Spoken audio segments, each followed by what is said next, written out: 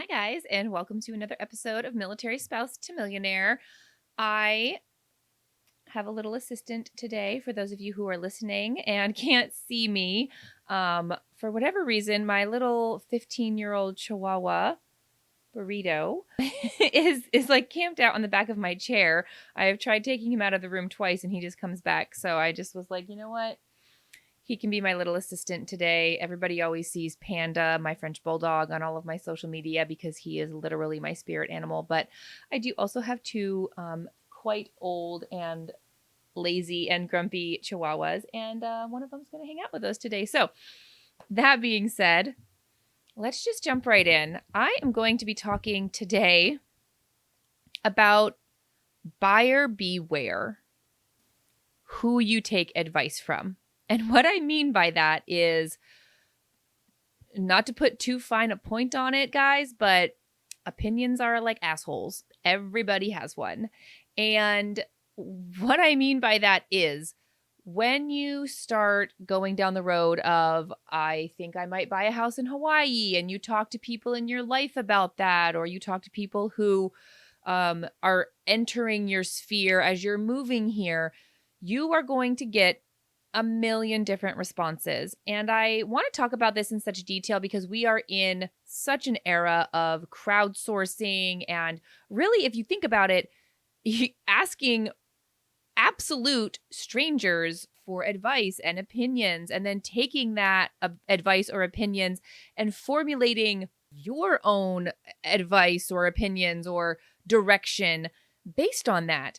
And not that that's a bad thing to do, and everybody does it. I do it. My husband does it. Everyone out there does it to some extent. But I internally think about this for myself and just sort of want to bring to light, no matter the topic, not just real estate, not just home buying in Hawaii, but when you ask a complete stranger or a relative stranger what their advice or opinion or feedback on something is, I think we all need to take it with a grain of salt, because you don't know what this person's background is. You don't know what their histories or past experiences have been. You don't know really the fullness or entirety in their life that formed that opinion. And that can be good or bad. Like, you could talk to somebody who had great experiences buying homes and they're going to say great things. You can talk to somebody who maybe had a hard time of it or didn't have the right real estate team behind them, or, whatever the situation is, and they might not say great things about it. So I'm not just trying to say that you shouldn't believe people or you should take it with a grain of salt if they're saying something negative, but you should also take it with a grain of salt if they're saying something positive, which is why, for me personally and professionally, when I'm talking to people about home buying is a great idea, you should look into it, of course, my personal experience plays into it in a huge way, because my personal experience is why I got into real estate professionally in the first place. But also, I'm going to come at you with, hey, here's 38 years of data from the Honolulu Board of Realtors. Hey, here's hundreds of past clients and their success stories and their profit and what they went on to do with that profit. I'm going to have really black and white, not just opinion-based things to show you. And I have a few examples of this, and it's shocking to me every time this happens, because I'm like, wow, for most of the time, it is strangers and or family members. So when I say strangers, a perfect example of this, I was talking to a family literally for months, as I do before they moved here, helping with their move and booking their TLA approved hotel and all the things, right? They are so excited to buy. They're pre-approved to buy. They're just like very excited on that path. I can't wait to meet them. We're going out house hunting. They get here. The husband goes to day one of in processing, which is basically finance and housing is what you do on day one. And then I hear from them the next day saying, hey, we're like canceling house hunting. We're going to live on base. We're not going to buy a house. And it was a complete 180 from what they had been saying for months before getting here, talking to me. And of course, I asked, like, why? Like, what happened? Is everything okay? The husband was in processing with someone who he didn't know prior to that day. Like he met someone at in processing who got in his ear and was talking to him about home buying not being a great option, how you can't make money, how it's so much safer to just live on post, how you're around more military families, like all of these things. And all of it, absolutely all of the factual information, all of the statistics, all of the education based on facts that I had shared with them for all of those months, the relationship that I had built with them of transparency and trust, backing up things. Like I would tell them something and then I'd be able to show them in black and white based on statistics and actual like data that what I was saying to them was correct. Or, hey, I had a client that made $20,000, $30,000 selling their house. Here's their net sheet proving that. Here's when they bought. Here's when they sold. Like all of that factual data literally went out the window because one person who had never met them, didn't know them, and they didn't know, got them scared about buying because in the back of their mind, they were probably still a little nervous, still a little scared to buy. And that's normal, right? Like I have bought and sold homes for 15 years. Every time I buy a house, I'm a little nervous. I think it's just part of the package. But these were first-time home buyers. And even though I was able to reassure them or answer questions or address concerns or put fears to rest, again, using data, I think that they just really latched on to what they wanted to hear because they were maybe still a little nervous or a little scared to buy and just used that as an excuse to jump ship and be like, no, like this guy had this terrible experience, but you don't even know this guy. They didn't even know him when whatever bad experience he told them about happened. And they didn't know all of the variables around said bad experiences. And I'm not trying to say that bad experiences are never had with real estate, just like with anything, there's good and there's bad. But take it with a grain of salt, you guys. Like when you are talking to literally someone on these wives pages or someone that you meet in processing or whatever, you don't know them. You don't, it doesn't matter that you comment on the same post or, come from the same previous duty stations or whatever. You don't know them. You don't know the full entirety of their background or their upbringing or their beliefs or anything to just take what they're saying at face value, especially not if you've been talking with someone who is a professional in an industry, AKA me. And I do feel like I do an extremely fair job of talking to people and saying like, okay, this isn't for everyone. Home buying is not for everyone. How many times have I said that in just these podcasts, let alone countless other pieces of content that I have out there? Buying is not for everyone. Period.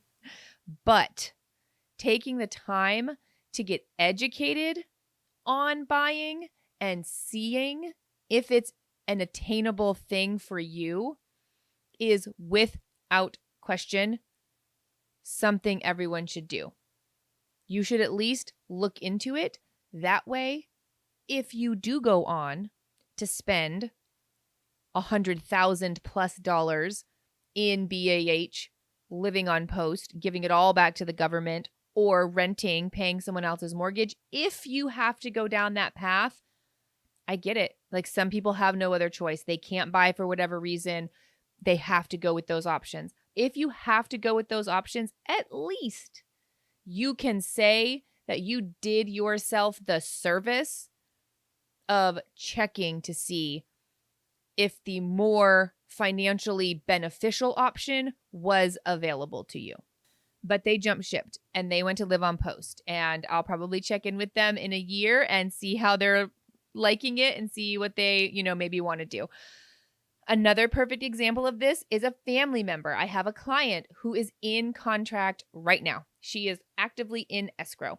When we were talking about her offer structure, and she came to me as a referral. So quick background, The person who referred her was a client of mine that bought, I don't know, maybe 4 or 5 months ago. He came to me as a referral from an old commander of Clayton's. So Clayton served with this guy, was Clayton's commander, like, I don't even know, way back when. His son is now stationed here in Hawaii, and Clayton's old commander said, hey, son, buy a house and also talk to these people who are in Hawaii that can help you buy a house. So Clayton's commander referred us his son, which is an immense honor. Like, that is such a good feeling that we have such a good reputation and we are so trusted and just got upstanding people we try to be, that Clayton's old commander sent us his son to help buy a house. We did. He has a house. Things are great. He referred me to this other service member that I'm now helping. The service member's mother, the new service member's mother, very involved in the process. We're taking video tours for mom when we're out seeing properties. All normal, all fine, all good. I even offered to talk to mom on the phone, let her ask questions, get her any information that she was wanting. Fun fact, that is something I do often. Parents, siblings, aunts, uncles, godparents, like you name it, I've probably talked to just about any family member you can think of, because they have questions, they have concerns. They don't know the Hawaii real estate market either, and their son, daughter, niece, nephew, whatever, is talking about buying a very expensive house here when you think of it in mainland terms. So I get it. And I'm always open to talking to whoever. So mom had questions, right? And I didn't talk to mom on the phone. My client was kind of relaying screenshots and questions that mom had. Mom was absolutely not comprehending. She was thinking that it was like some sort of gimmick or some sort of like trick that I was going to be able to get her daughter $15,000 of credit for the 2-1 buy down, which, if you aren't familiar with that, listen to my previous podcast episode. I just did a whole podcast episode on seller's credit and what they are, what it means, what can you use them for, etc. So it was something, the 2-1 buy down, she was freaked out that it was an ARM loan, an adjustable rate mortgage, which I cover in the podcast. It is not, but she comes from a time buying homes when that was a very popular thing. And so she just had all kinds of red flags going off, very concerned, didn't understand the concept. And so I had to sort of rein my client in. And I literally texted her and I was like, absolutely no offense to your mother, but she does not know what she's talking about. She is categorically giving you wrong information. And that is something that is a hard truth. And I'm not trying to disrespect or be rude to anybody out there, because 9 times out of 10, when it is friends or family who are voicing these questions or concerns, I would say 9 times out of 10, it comes from a place of love. It comes from well intentions. I don't think anybody out there who is a friend or family is like deliberately trying to sabotage you and get you to waste all that money for a malicious reason. But the end result ends up being the same. If you choose not to buy a house, you are throwing away over $100,000 of tax-free money, paying for someone else's mortgage or giving it back to the government living on post. That is a black and white fact. But I do think that friends or family are, well-meaning when they caution people, about buying here. But the fact remains that they don't know any more about the market here than you do as a potential home buyer. Even if you're a veteran home buyer, we were on our 4th house when we bought our property here. We had purchased 3 homes previously on the mainland.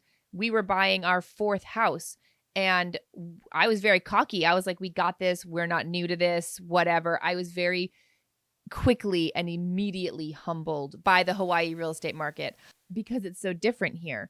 So I don't care if your brother's fiance's sister's nephew is a real estate agent in Iowa. That means nothing to me, because Iowa real estate and Hawaii real estate are vastly different, and things that are normal there and happen there probably aren't normal or happen here in the same way, and vice versa. So not to say that they're not well-meaning, but they also, largely speaking, might not know what they're talking about or be able to set the same sort of appropriate expectations that need to be set. Burrito is on the move, you guys. Sorry. And that's just something that I want people to have on their radar. Like if you have a parent who was in real estate, because that's honestly the worst. Like when people call me and they're like, my mom's a real estate agent in California. I'm like, great. Like, fantastic. What questions does she have? What does she want to know? What can I tell her? And I'm always very open to having those conversations. But to other real estate agents or people in real estate out there, I love it when they contact me and they know what I'm talking about when I'm like saying these things about it being like a little bit not annoying, but it's just like, okay, like put me in touch with them. I'm happy to talk to them. But most real estate professionals at least come to me with the mindset of, hey, I know my market. I don't know your market. Tell me about your market. And when I can talk to them in like professional lingo and they get the sense from me that like, oh, this chick is legit. She knows the business. She knows the industry. Because there are some things about real estate that are, universal or more common throughout the US. So when I can start having those level of conversations with people who are real estate professionals, especially active real estate professionals, it goes a little smoother and they kind of get the sense of like, okay, this chick knows her shit. She does volume. She's done this for years. She does this full time. Her market is different than my market and she's educating me on these differences. Then honestly, it goes pretty well and they go back to their family member who is having me talk to them.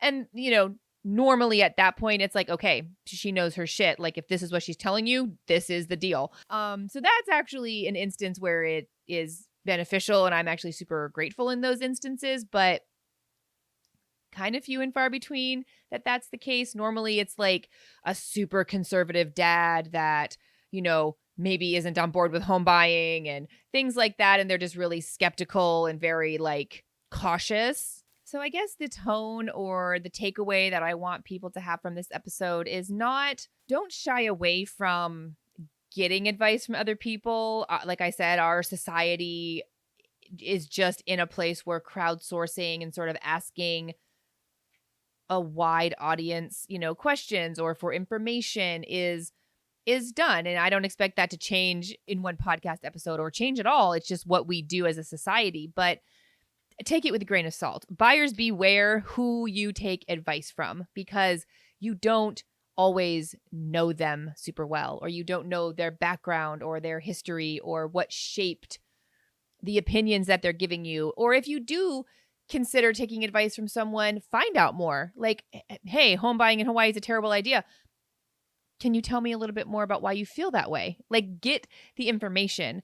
If they say, because my granddad told me, that's not the same as me having decades worth of statistical data and 7 going on 8 years of professional experience with real examples and real information that I can back up the statement with. When I tell people home buying in Hawaii is definitely a very realistic and feasible and amazing opportunity, and they say, why is that? I don't say, because my grandma said so. I can say without question, here's all this data. Let's look at it. And then let's talk about additional questions or concerns you might have. That is, in my opinion, way more valid than I had a friend who had a nephew who bought a house in 2007, 2008 in Michigan, and he really regretted the experience. Like those are literally, I know that seems like extreme and really obscure, but like those are things that I have had people say, like not even someone that they knew directly, but like I went to college with a guy and his dad's brother-in-law, had a bad experience buying a house in the 80s. Like just these really obscure things that really have nothing to do with our market now, the Hawaii market specifically, and they don't know any more than that. They just know like that much broad information. And because maybe they're nervous about home buying, which again is normal. Like if you're buying a $500,000 house or even like a $300,000 house, if you're buying a house, period, and you're not a little nervous, I think that's not a good sign. It is a big financial investment commitment. It is a big deal to buy a house. I'm not trying to like minimize that. It's a huge achievement to buy a house, but I think people think because they're a little nervous or a little like, oh, this is a big thing. Don't think that just because you're nervous about home buying that it's a bad sign. I think it's totally normal to be nervous about home buying, whether you're a first-time home buyer or not. It's always a big financial investment and commitment, but it's also something that's so worthwhile. Just because something is scary doesn't mean it's not the right thing to do. I was super scared when I first started driving. When I first drove by myself, I was like, oh my God, this is like so scary. But it doesn't mean that I'm never going to drive a car. All of my service members out there listening to this podcast, joining the United States military is a scary thing. Even if it was exciting, even if it's what you wanted to do, we do things every day, definitely over the course of our life, that is scary or maybe a little intimidating or requires some degree of education. But that doesn't mean just because it's those things that it's a bad thing or the wrong thing to do or you shouldn't do it. It just means you should do what it takes to get the education, to look at why it's a good idea, to really see if it works for you. And if you're going to listen to people who are telling you anything, good or bad, ask them why they feel that way. Get the information for yourself. I don't expect people to just rely on me telling them home buying is a good idea. That's why I have spent the last 7 years compiling actual examples, actual clients who have bought and sold, actual client testimonials on my Facebook business page about having great experiences buying and selling homes. Almost 40 years of data showing, hey, we in the last 2 decades haven't seen back-to-back years of market losses. Hey, on average, we see 5% appreciation year over year for the last 38 years. And I use that statistic a lot just quickly because this episode is not about this next topic that I'm going to talk about, but just quickly to put it in perspective for you guys, easy math because I'm not the math person in my family. If you were to buy a $500,000 townhouse and it gained 5% in value year over year. So each year you own this home, it is gaining 5% appreciation, which is the term used for how things gain value over time. So you bought it for $500,000. It gained 5% equity in 1 year. That means that that asset you have is now worth $25,000 more than what you purchased it for, which means in 3 years, you've gained $75,000 of equity, and you don't owe $500,000 on the house anymore because you've been paying it down for the last 3 years. So you've been paying down the mortgage.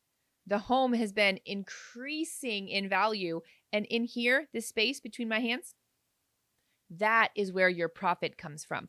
So on a $500,000 property, that's $75,000 of equity or appreciation that you've gained in 3 years. And sure, we can catastrophize. We can say, what if we have some slow years? What if the market doesn't gain value, et cetera, et cetera? Fine, I will play that game all damn day. Cut that in half. $75,000, cut it in half. Are you mad that you're making $35,000? That's still a shit ton of money, guys. Cut that in half again. Are you mad that you're making $15,000 to $18,000? Cut that in half again. You're still making $8,000 spending BAH that you are going to spend regardless. You have to live somewhere. Even if you only made $5,000. That's still more money than you would have made any other way. So I like to put it to people in those terms because what drives most people's fear is I'm going to lose money, or I'm going to not be able to sell this house and be like broke from buying this house. I'm not going to make any money. It is almost to the point of being unrealistic. When you look at it like that, when you look at the statistics, when you look at the averages, and even if you want to catastrophize and say, what if the market doesn't appreciate? Or what if we have a year where it doesn't appreciate? Statistically, we don't have back-to-back years of market losses here for at least the last 2 decades. And 5% appreciation is our average. But even if you want to cut that in half, cut it in half again, cut it in half again, you're still leaving here with something versus nothing. For single family homes, our median single family home price is $1 million. It's really like 1.1, but let's say it's $1 million for easy math. That means in 1 year, $1 million single family home is making you $50,000 in appreciation if we see average appreciation, or $150,000. I will say that again, $150,000 of appreciation in 3 years. Even if you want to cut that in half, cut it in half again, cut it in half again, you are still walking away with something versus nothing. And quite frankly, now that I'm like saying it out loud, even if you walk away with nothing, say you owned a house for 3 years here and you broke even and you made nothing, you should really be okay with that. You should be okay with making nothing after owning a home here. You know why? Because if you're leaning towards or you're considering renting or living on post, you are guaranteeing, it is a guarantee. There are not many guarantees in life, but if you live on post or you rent, you are guaranteeing yourself nothing. You're going to give away over $100,000 and you will get none of it back. It's a guarantee. On-post housing is not going to give you any money back. You rent, you might get a portion of your security deposit back. That is it. So even if you own a home and you make nothing, you should be okay with that, because if you're going to rent or live on post, you're also going to make nothing. But the statistics are, if you own a home, you're at least going to make something. Not to mention, you've had the benefit of controlling your own environment, which I'll do another podcast episode on.